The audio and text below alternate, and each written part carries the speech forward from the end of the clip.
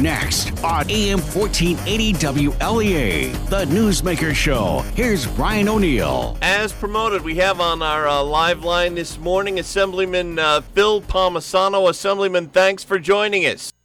It's good to be with you again, Brian.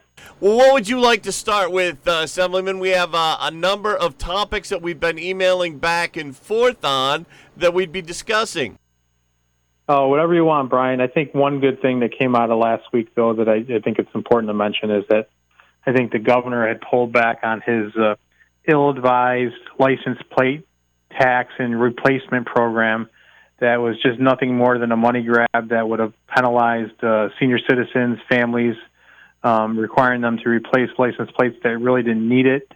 It was at a minimum a $75 million cost to $25 for new replacements, and also $20 just to keep your same number and plate.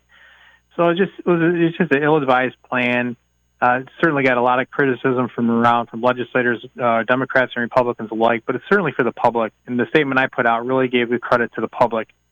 It was really their persistent complaints and bringing concerns about this issue. And I think what it says and what I try to say to people, this just goes to show when we all stand with one voice together to speak out, we can make change happen. And I think I think the governor did the right thing, pulling back on this proposal. I'll give him credit for that. It was a bad idea to do it in the first place, but at least he took a step back and said, we're not going to do this. We'll look at something differently. Hopefully we're not going to see a reintroduction of this plan later, but there's no need to just ask people to mandatory replace their plates and charge a fee for them. In New York, we already have some of the highest costs there are to own a vehicle and drive when you take into account the different taxes and fees you already get between different things, and then on top of it, all the insurance costs. So this was just another little money grab that was going to just take money out of the pockets of senior citizens, on residents, families across the state, and it was not necessary, and I'm just glad the governor pulled back on it. But I just really want to just give credit to the public for standing up, speaking out. And again, it's just a reminder that when we all can stand together in one voice, we can make change happen. And this was a positive change for now. Assemblyman Palmesano, the Democrats now have one-party rule, as we've talked about before on the show. Criticisms of the Washington Democrats is that they don't do anything but go after President Donald Trump and try to get him impeached and are constantly harassing him. Those criticisms have been made of Congressman Jerry Nadler, Senator Chuck Schumer, and others. What would you say that Albany is too focused on Trump to the point of not getting anything done, or is that not so much true about Albany Democrats? What do you think? Sure. I'm sorry, Brian. Yes, I think the Democrats, the state legislature, the state Senate, state assembly certainly have a focus on Donald Trump through proposals they're putting forward. But they're getting things done because they have the one-party control, so they control the agenda. It's just that agenda is really not in the best interest of upstate New York, Southern Tier, and Finger Lakes that we represent here. But you certainly could see them constantly going after President Trump and his agenda relative to obviously passing legislation to allow his tax returns to be released, passing legislation that continues to try to provide provide more benefits for citizens that are here illegally, undocumented, however you want to refer to them, whether it's tuition assistance for them, whether it's health insurance for them. These are the types of proposals they continue to advance, but they have a really liberal, devastating, damaging agenda that they continue to put forward.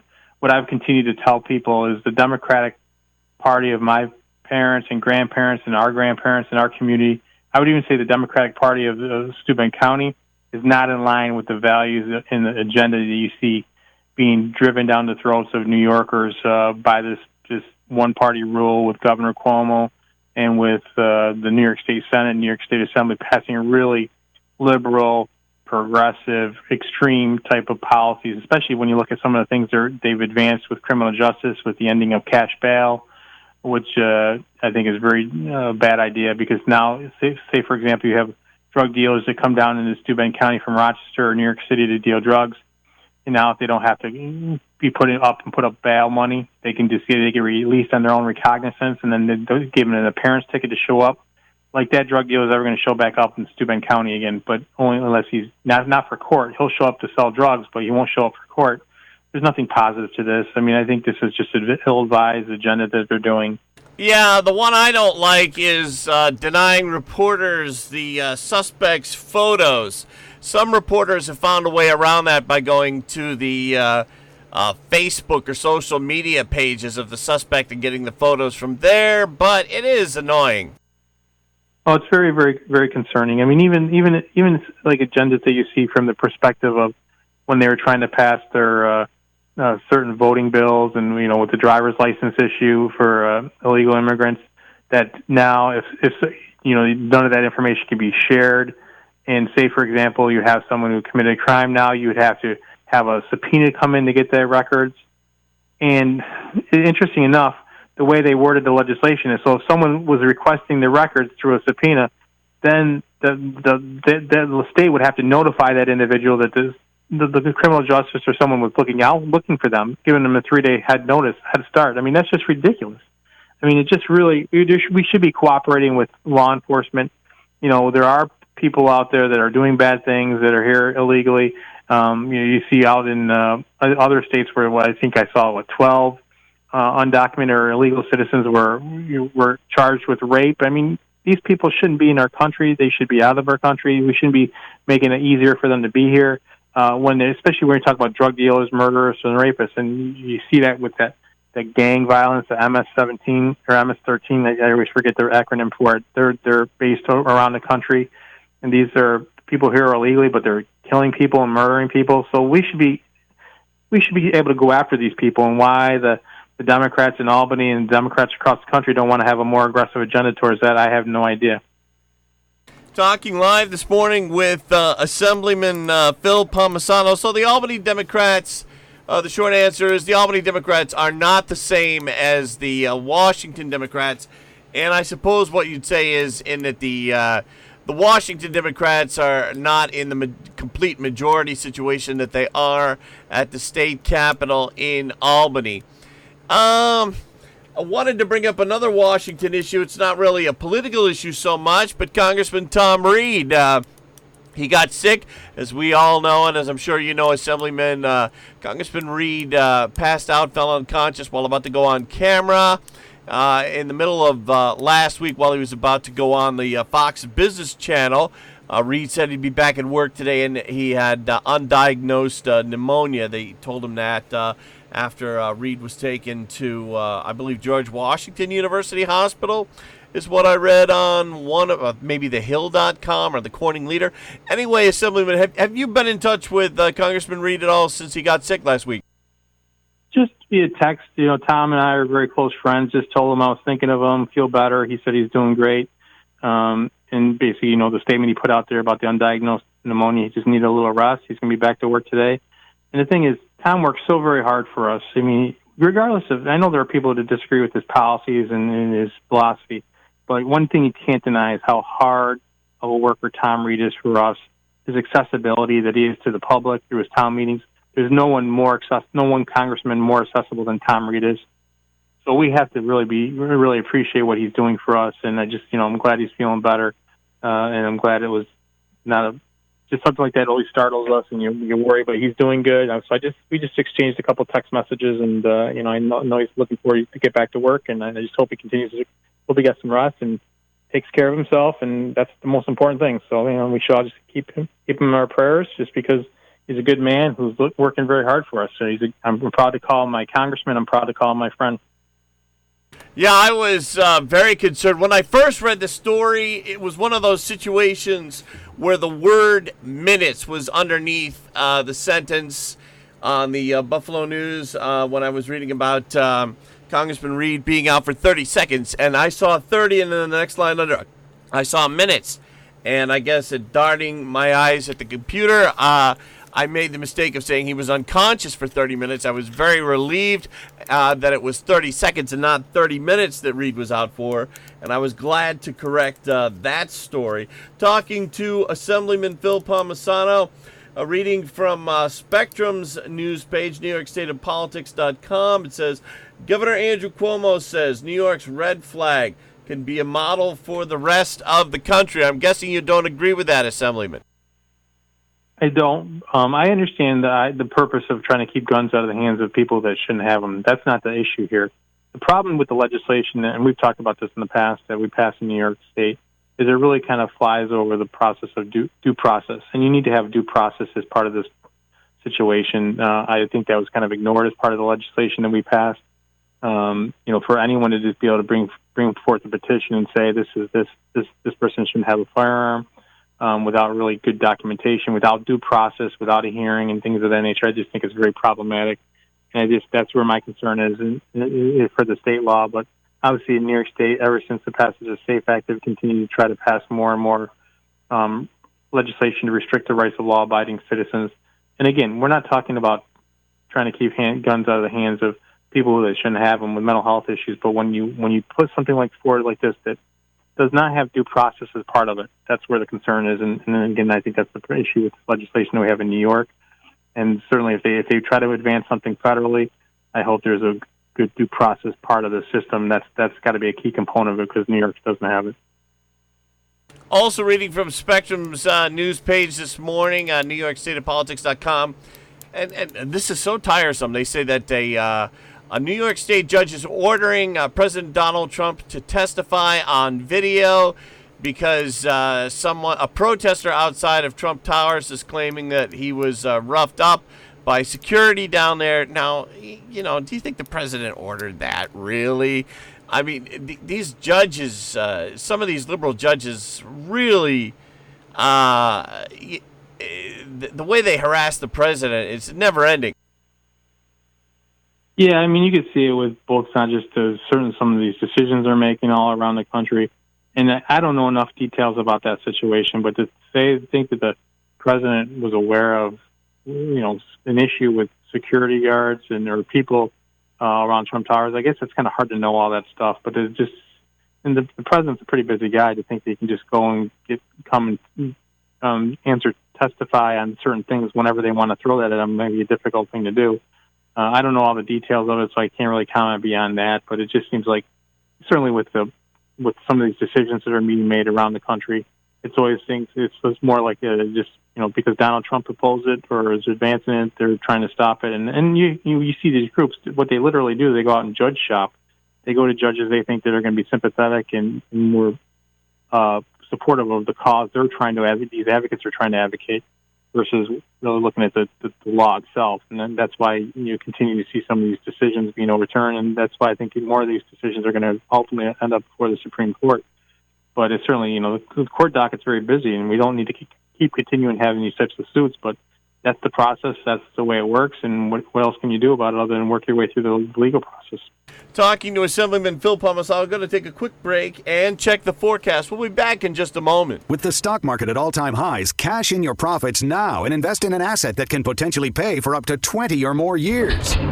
That's the sound of a producing oil well and the sound of a smart investment. If you're an SEC-defined accredited investor, you can take advantage of Encore Energy's projects. Call now to learn how you can potentially achieve 20 or more years of income and deduct 100% of every dollar invested against all forms of income. Call 1-800-803-8511. Invest in your future and buy oil. Encore is drilling in an area that is potentially one of the most prolific horizontal oil plays in the entire country. Oil prices are projected to rise, so you need to own a piece of an oil field. Encore Energy is the most active oil and gas operator in its core area of operations. Call now and learn how to deduct 100% of your investment and create 20 or more years of potential monthly income. Call 1-800-803-8511. You'll be calling directly to the home office of Encore Energy. That's 1-800-803-8511. Oil investments involve a high degree of risk and actual results may vary. Checking in with meteorologist Rob Carroll, who says, into each life some rain must fall. Oh, a little bit of rainfall, Brian. Got a frontal system that's going to come through. Had a very nice weekend, a very warm weekend across the region, but cooler temperatures are headed our way behind the front. We've got one high-pressure system stretching from New England to the Gulf Coast, another one stretching from New Mexico to Minnesota this morning, and it's that system in the central United States, Brian, that over the course of the next couple of days will take control of our weather. A lot of cloudiness for today. There'll be some showers around, maybe even a thunderstorm. It'll be breezy 70 to 75. Well, we've got the equinox taking place today. Sunrise 6:59, sunset tonight 7:05. Any showers end tonight. We'll be dealing with clouds overnight, lows 50 to 55. Turns partly sunny tomorrow. It's breezy, cooler, 65 to 70 with a chance for a stray shower. Clear to partly cloudy tomorrow night, 45 to 50. Then sunny with a high of 70 to 75 on Wednesday, Brian. And we're back with Assemblyman Phil Palmesano, who's live with us this morning on the phone. Assemblyman Phil Palmesano, climate change walkout last week. A lot of students, especially in New York City, walked out of class in protest of climate change. Governor Cuomo sent out an email basically saying these are really smart kids. Your thoughts? Well, listen, I mean, obviously people walk out and can protest issues they want what they feel is important. I'm not necessarily going to criticize the walkout, but I guess the other thing you have to take in account of it is if you're walking out of school, you're walking out of school. It shouldn't be an excused absence to do something like that, especially if it's in the middle of the school day. There's plenty of time to protest by doing it on the weekends, doing it after school. But the issue of climate change, listen, Brian, I'm not someone who's saying, and I've been very adamant about this on the floor during debates and discussion, that we shouldn't be dealing with the issue of climate change. I certainly support renewables, wind, solar, hydro, those types of energy sources. But the thing is, we can't do it alone in New York State. The legislation that we passed early at the end of session is something that just affects New York State. It doesn't affect China, Brazil, Russia, or India. It doesn't affect Ohio, New Jersey, Connecticut, North Carolina, states around us. And the problem with that is New York only contributes 0.5% of the total carbon emissions in the entire country, in total world, globally, 0.5%, and 3.3% in the U.S. So all these proposals that we're putting forward to get to by 2040, all electric generation for power would have to come from non-fossil fuels, so no natural gas. I mean, that's ridiculous. It's not realistic. And like I said, I'm all for renewables. Yes, wind, solar, hydro, but I also think natural gas needs to be a part of our equation. Nuclear needs to be a part of our equation. And the way I try to talk to people about this issue, Brian, is just like your 401k, you don't invest it all in stocks, bonds, and cash. You diversify. Well, same thing with our energy portfolio. It should be diversified. That helps bring more safety, reliability, more protection to it. And again, the other part of this, Brian, is when I look at energy policy as a three-legged stool. Yes, clean. And the bill we passed, it certainly deals with clean. But the other two legs of that stool are affordable and reliable. And I think it really misses the mark when it comes to affordable and reliable. Let's talk about affordable real quick, if I may. An economist or a professor from University of Massachusetts who supports this legislation says it's going to cost us more than $6 billion annually each year to comply with these new mandates and these new regulations. Think about the cost it will take for a homeowner to retrofit their home to all electric, no natural gas, no things like that, for a manufacturer, for our farmers. There are some estimates that we read that it costs that average homeowner $50,000 to $60,000 just to retrofit their home for these types of changes. The business impact is significant. And they refer to this as the Green New Deal for New York. Well, I only say the only thing green about it is the amount it's going to cost us in higher electricity bills, higher taxes, higher retrofitting costs. It's just one more thing. And to do it on our own with no help from anyone else is not a sound policy, because all you're going to do is actually have what they call carbon leakage. So our manufacturers, our business community, our farmers are all going to leave New York State and go to surrounding states where they don't have these mandates. So maybe New York State's carbon emissions will be a little bit less, but those other states will go up because they don't have the same regulations, so you're not going to get the net effect that you really want to help reduce carbon emissions. And renewables are fine, but they're not reliable, Brian, because they're intermittent. Solar and wind are intermittent. So if the wind's not blowing, sun's not shining, you're not getting energy power. So you still need backup from nuclear, you still need backup from natural gas and other types of sources, oil, whatever it may be, but you need that type of reliability, and you need to have a reliable energy system if you're going to have economic growth and jobs, and that's the other part of it. So that's where I get frustrated with this governor, especially when you see it's like a war on natural gas.